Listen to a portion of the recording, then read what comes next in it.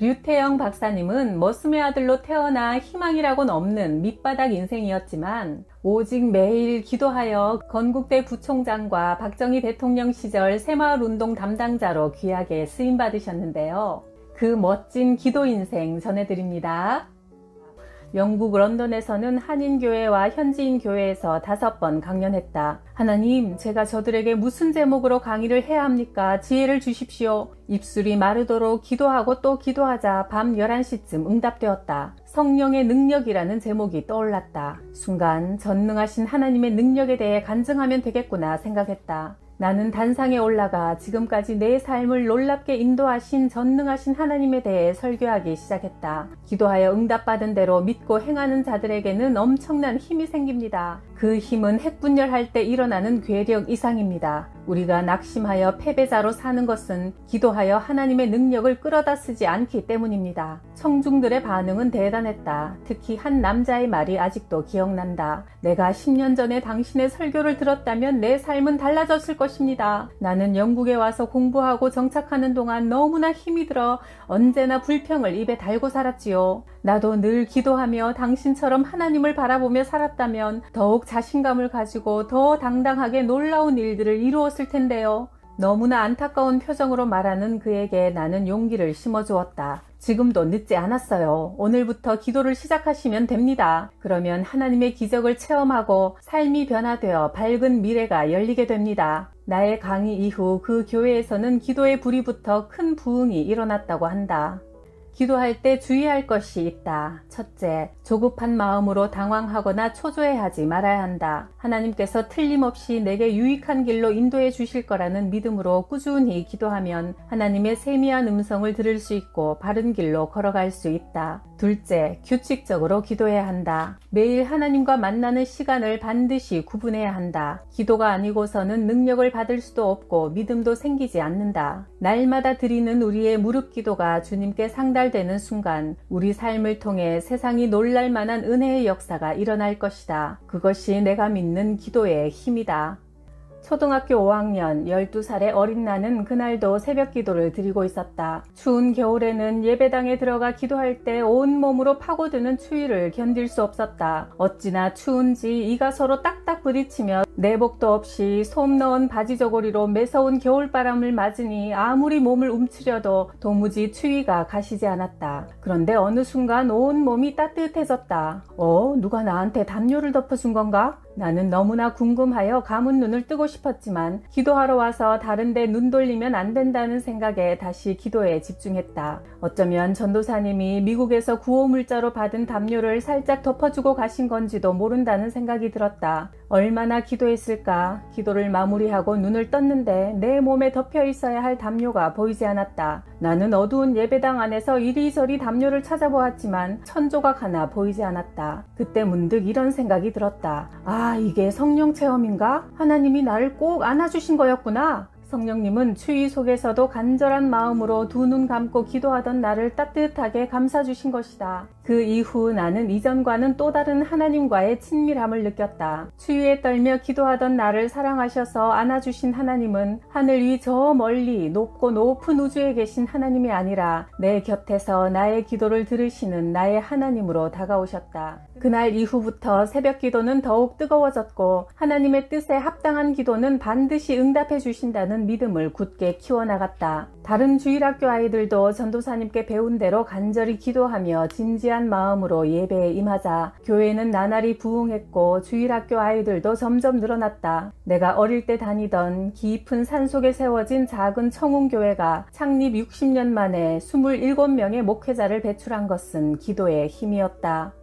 내 인생에서 기도를 뺀다면 쭉정이 인생, 껍데기 인생이다. 기도는 내가 살아계신 하나님과 연결된 유일한 생명줄이다. 나는 전라북도 임실 관촌면 청웅면에서 8남매 중 5째로 태어났는데 아버지는 남의 집 머슴이라 희망이라곤 전혀 없는 가난하고 고달픈 인생이었다. 주일학교 전도사님이 말씀하셨다. 기도는 전지전능하신 하나님을 만나 내 마음과 소원을 이야기하는 거란다. 그 말을 듣자 나는 깜짝 놀랐다. 하나님이 하늘과 땅을 만드셨고 나도 만드셨다고 했는데 그 대단하신 하나님을 만나서 소원을 말할 수 있다니. 나는 전도사님이 하나님이 가르쳐준 대로 기도하기 시작했다. 걸어가면서도 기도하고 누워서도 기도하면서 내 소원을 끊임없이 하나님께 말씀드렸다. 전도사님은 또 이런 말씀을 하셨다. 성경에 보면 내 집은 기도하는 집이라고 하나님께서 말씀하셨단다. 모든 기도가 다 중요하지만 가장 좋은 기도는 새벽에 교회에 나와서 하는 거란다.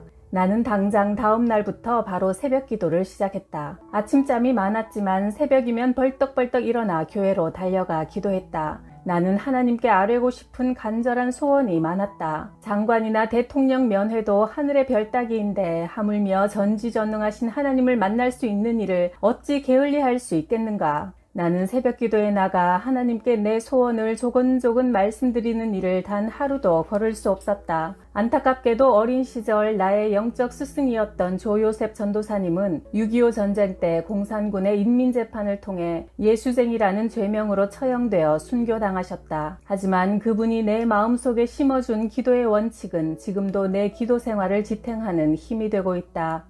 하나님의 말씀을 떠나지 않고 날마다 기도로 주님 앞에 나아가기를 원합니다. 제가 어느 자리에서 어떤 사명을 감당하며 살아야 할지 깨닫게 하옵소서. 내 생이 다하는 날까지 주님과 동행하며 기도하며 주님을 드러내고 높이며 살게 해 주시옵소서. 1991년 건국대학교 농과대학장으로 재직 중일 때 하나님은 내가 꿈꾸며 평생 기도해오던 사업을 할 수 있도록 길을 열어주신 대사건이 있었다. 어느 날 교보생명의 설립자인 신용호 회장님이 나를 만나고 싶어 한다며 연락이 왔다. 광화문 교보빌딩 2층에 있는 레스토랑에서 나는 신 회장님과 식사하며 2시간이나 농촌에 대한 이야기꽃을 피웠다. 그날 회장님은 나의 청와대 시절 이야기, 유학 이야기, 농촌 개발 이야기에 빠져 시간 가는 줄 몰랐다고 한다. 류 박사님의 이야기를 듣고 보니 나도 농촌 출신이라 농촌을 도와야겠다는 마음이 더 강해집니다. 사업하는 나 같은 사람이 농촌을 도울 수 있는 방법이 없을까요? 저는 재단을 만들어서 농촌 개발을 위한 다양한 계획들을 실천에 옮기고 싶은데 적어도 100억이 드는 큰 규모입니다. 아니, 100억이면 됩니까? 정말 100억이면 류 박사가 하고 싶어하는 농촌 살리기 사업을 할 수 있어요? 그 100억 당장 드리겠습니다. 나는 신용호 회장님이 쾌척하신 100억으로 대산농촌문화재단을 설립했다. 하나님이 개입하시면 역사는 단숨에 이루어진다. 평생에 걸쳐 오랫동안 준비하며 기도해온 일이기에 기회가 왔을 때 잡을 수 있어 더없이 감사했다. 회장님은 흐뭇한 미소를 지으며 도리어 나에게 고맙다고 인사했다. 류 박사님 덕분에 내가 친구들에게 얼마나 부러움을 사는지 모릅니다. 돈을 가치 있게 쓴다고 다들 난립니다. 1년 후 회장님은 다시 100억을 기증했다. 그 자원으로 대산문화재단을 설립하고 대산문학상을 지원했다. 2년 후 또다시 100억을 받아 교육재단을 설립했다. 사명이라는 말을 한자로 풀어보면 불일사와 목숨명이다. 생명은 사명을 위해 있는 것이다. 이 세상에 태어날 때 하나님은 나에게 분명한 임무를 주셨고 그 임무를 성실히 수행하기를 기대하신다. 내가 늘 기도하며 사명을 감당하자 하나님의 드라마틱한 선물은 그 후로도 계속되었다. 건국대학교 부총장을 그만둘 즈음 하루는 신 회장님이 나를 불렀다. 류 박사, 해외 출장은 자주 다니지만 부부가 함께 여행을 간 적은 없지요? 네, 여행이라곤 신혼여행 때 안양 유원지에 가본 게 고작입니다. 청와대에서 일할 때나 대학교에서 부총장을 지낼 때도 출장은 늘 저 혼자 다녔지요. 그럼 이번엔 내가 류 박사님 부부를 해외 출장 보내겠습니다. 40일 동안 세계 일주 출장입니다. 내가 모든 비용을 대겠습니다. 돈이 얼마가 들던지 걱정 말고 다녀오세요. 신 회장님의 강권에 못 이겨 우리 부부는 비행기 1등석을 타고 일본, 하와이, 워싱턴, 뉴욕, 밴쿠버, 토론토, 스웨덴, 덴마크, 독일, 오스트리아, 런던, 파리를 다녀오는 40일 세계 일주 여행을 했다. 우리가 하나님께 전심으로 일생을 드릴 때 하나님은 언제나 우리 인생을 신비로운 기적의 세계로 안내하신다.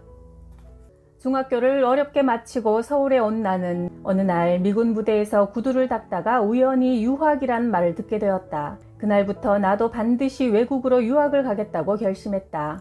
류 다령 박사가 쓴 새 역사를 위하여라는 책을 읽게 되었는데 덴마크라는 나라가 농업으로 잘 살게 되었다는 내용에 눈이 번쩍 띄었다. 나는 그때부터 덴마크로 가고 싶다고 기도했다. 1963년 건국대학 4학년에 다니고 있었다. 앞으로의 진로를 놓고 기도하던 중 하나님은 농업 선진복지국인 덴마크에 나의 형편과 우리나라의 농촌 문제에 대한 소견을 글로 써서 보내라는 지혜를 주셨다. 나는 자기소개서와 내 꿈을 편지 형식의 영어로 썼다. 그런데 문제는 도대체 누구에게 보내느냐였다. 아는 사람도 전혀 없고 어느 대학에서 어떻게 공부해야 할지도 막막했다. 그러다가 새벽 기도를 하던 중 하나님은 덴마크에서 가장 높은 사람에게 보내라는 응답을 주셨다. 도서관으로 달려가 대백과사전을 뒤져보니 덴마크 국왕은 프레데릭 9세였다. 나는 당장 편지 봉투에 프레데릭 9세 코펜하겐 덴마크라고 써보냈다.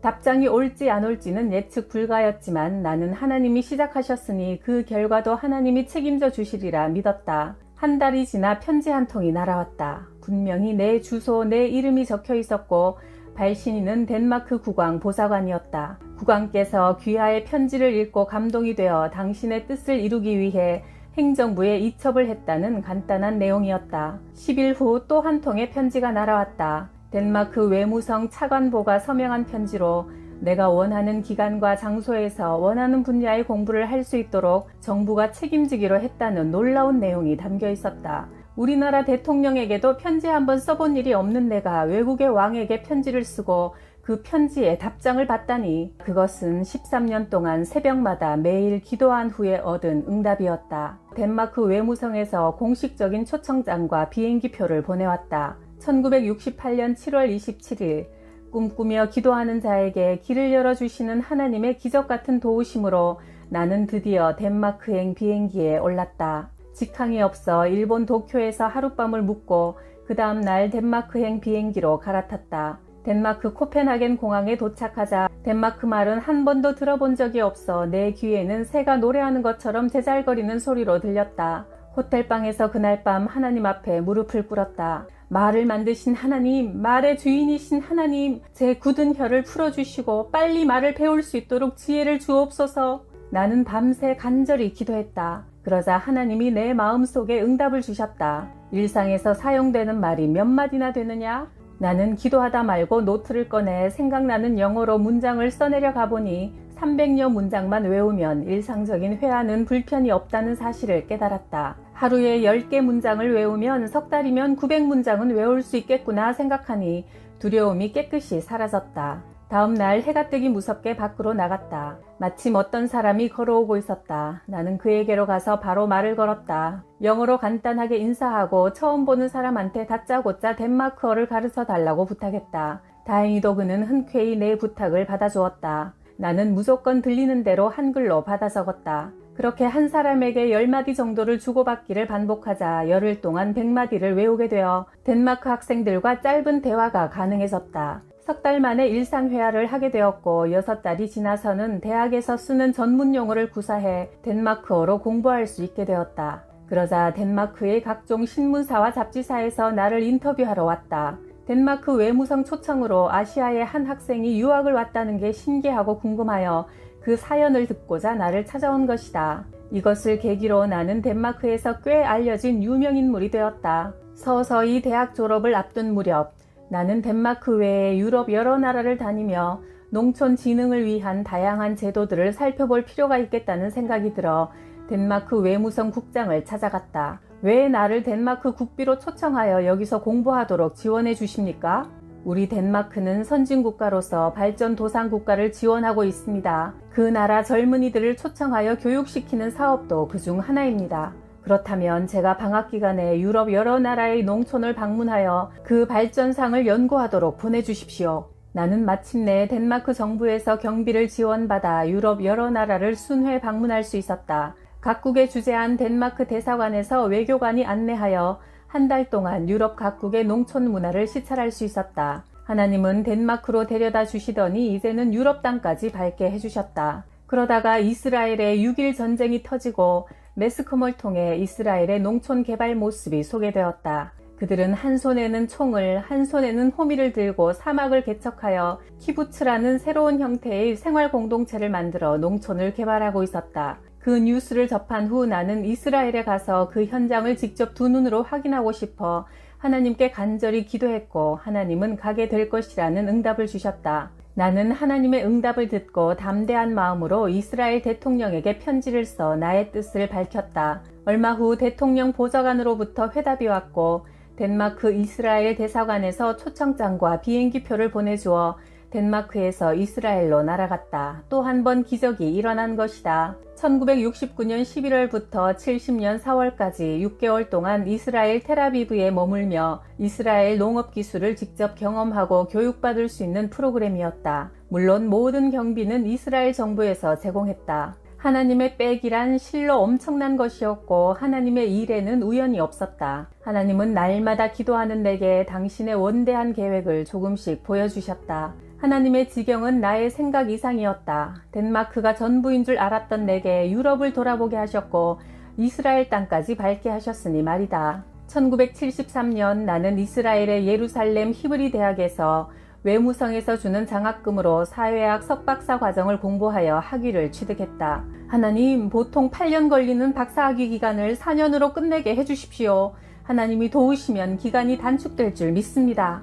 이런 나의 무지막지한 기도까지 들어주셔서 4년 동안 과정을 다 끝내고 박사학위를 우등으로 취득하여 동양인으로 최초로 국립 벤구리온 대학의 교수로 초빙까지 받게 하셨다. 이것은 오로지 기도의 힘이다.